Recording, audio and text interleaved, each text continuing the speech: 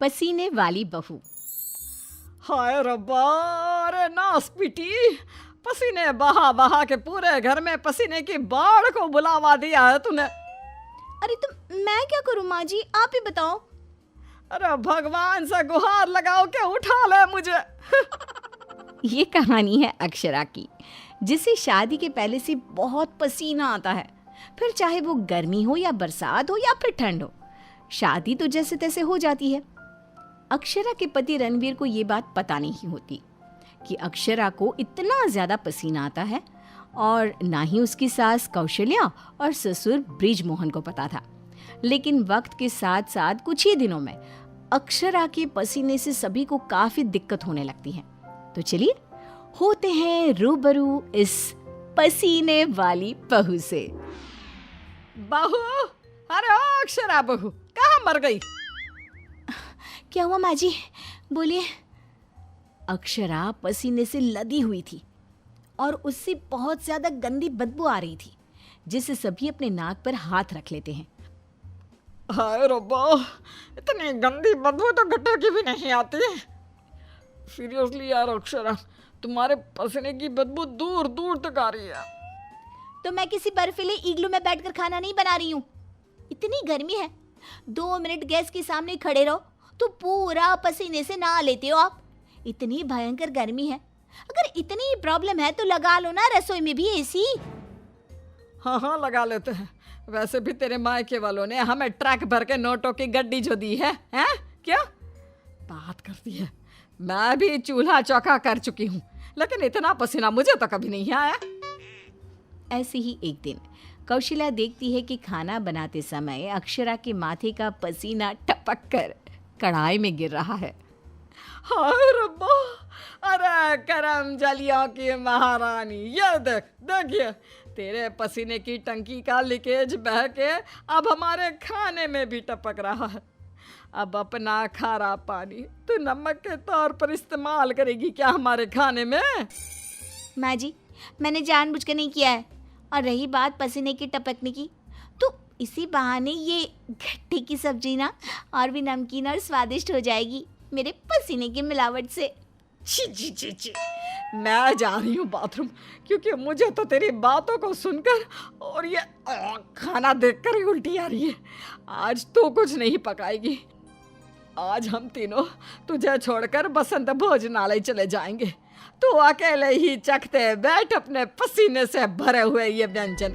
अगले दिन जब रणवीर दफ्तर से घर आता है, तभी वो अपने कमरे में अक्षरा से कहता है, अक्षरा, कल बॉस की वाइफ का बर्थडे है, इसलिए उन्होंने हमें खास न्योता दिया है, तो तुम और मैं कल पार्टी में जाएंगे। मैं ब्लैक कोट पहनूंगा, तो तुम ब्लैक साड़ी पहन लो। ओके पति जी, और कोई आदेश? नहीं नहीं, आदेश नहीं, लेकिन एक रिक्वेस्ट है। वैसे तो पार्टी में एसी होगी, लेकिन फिर भी ना, तुम पूरी परफ्यूम की बोतल को अपने ऊपर छिड़क के ही चलना। एक क्या, मैं तो कहता हूँ 5 चाय बोतल को छिड़क लो ना, क्योंकि अगर किसी ने तुम्हारे पसीने की बदबू को सूंघ लिया ना, तो फालतू में सीन क्रिएट हो जाएगा वहां पर। ठीक है? मुंह टेढ़ा करके अक्षरा जवाब देती है, ठीक है, लगा लूंगी, खुश। अगले दिन पार्टी के लिए अक्षरा सच में 5 परफ्यूम की बोतल को अपने ऊपर छिड़क कर सज धज के रणवीर के साथ पार्टी में चली जाती है।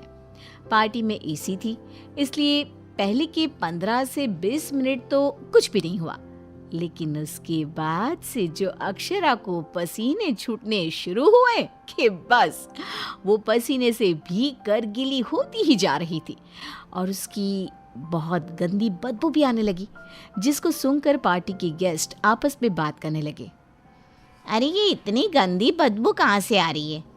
शायद किसी के जुराबों की गंदी बदबू है ये। जुराबे नहीं, मामला कुछ और ही है जनाब। इतनी बड़ी 5 स्टार पार्टी में पता नहीं कहाँ से घुस गया कोई गटर का कीड़ा। तभी रणवीर अक्षरा को धीरे से कहता है, तुम्हें कहो तो ना, परफ्यूम, पाउडर और साबुन से 10 बार नहाना। लेकिन तुम्हें तो पता है ना कि मुझे पसीने छूटते ही हैं, चाहे कितना भी कुछ भी कर लूं। और उनकी ये बात बगल में खड़ी एक बूढ़ी औरत सुन लेती है और वो बवाल मचा देती है। अरे बाप रे, ये गंदी महक तो यहाँ से आ रही है।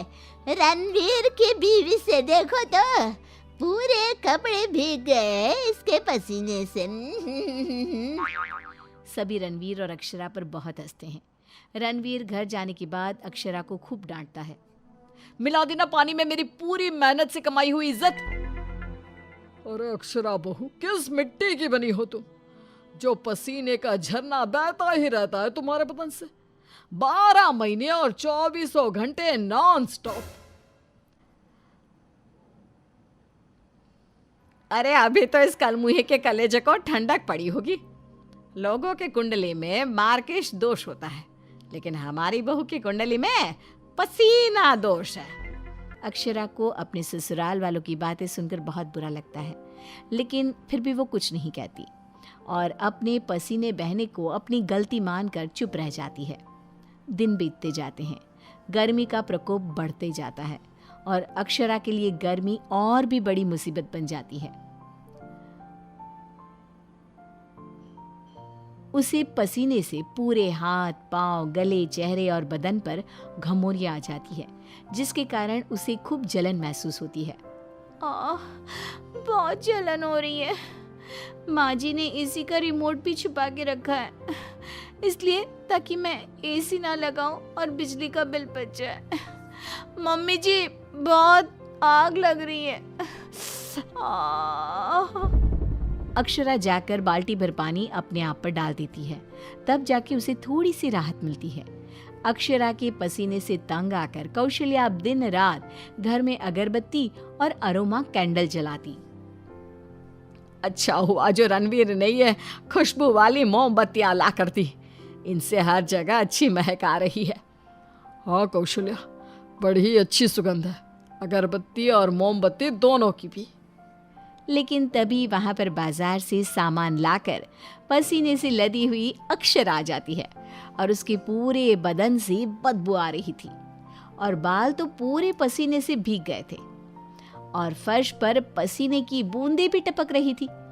और ये बदबू इतनी तेज होती है कि मोमबत्ती और अगरबत्ती की महक को फेल कर देती है। हाय रब्बा, आ गई करम जली। इसके बदन के पसीने ने तो इतनी महंगी सुगंध वाली मोमबत्ती और अगरबत्ती के खुशबू के दांत भी खट्टे कर दिए। बाहर इतनी भीषण गर्मी है मम्मी जी, ऐसा लग रहा है मानो हम किसी ओवन में बंद हो गए हो और केक की तरह बेक हो रहे हो। उफ। दिन ब दिन अक्षरा का पसीना दुश्वार कर देता है सबका जीना। कभी वो सोते समय पूरे बेड के साथ साथ साइड में रखे हुए रणवीर की इम्पोर्टेंट फाइल्स को अपने पसीने से भिगा देती, तो कभी वो गर्मी से अपने बालों में हुए जुओं को गलती से खाने में मिला देती। हाय रब्बा, आज तो हद ही हो गई, खाने में जुए। अक्षरा बस बहुत हुआ, अब और नहीं। अब तुम सीधा अपना बैग पैक करो और अपने मायके शिफ्ट हो जाओ। बिल्कुल सही कह रहा है रणवीर, हमें नहीं चाहिए ऐसी पसीने वाली बहू। अक्षरा रोने लगती है और कहती है, ठीक है मैं चली जाती हूँ, फिर कभी इस घर की दहलीज पार नहीं करूंगी, बाय। अक्षरा रोंदी सूरत लिए घर से निकल जाती है। शाम में जब रणवीर अक्षरा के मायके फोन लगाता है, तब उसे पता चलता है कि अक्षरा तो अब तक घर गई ही नहीं। इस बात को सुनकर रणवीर, कौशल्या और ब्रिजमोहन तीनों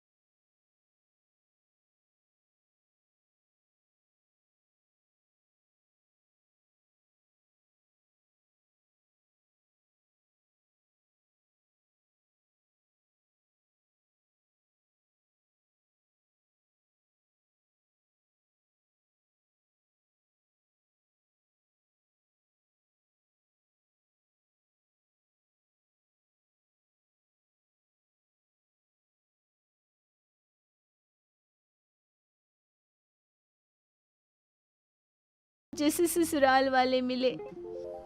इस तरह ससुराल वाले आयुर्वेदिक उपायों से अक्षरा के पसीने की तकलीफ को मिटा देते हैं और अब उसे मामूली पसीना ही आता है और वो एक सुखी और चैन भरी जिंदगी बिताने लगती है।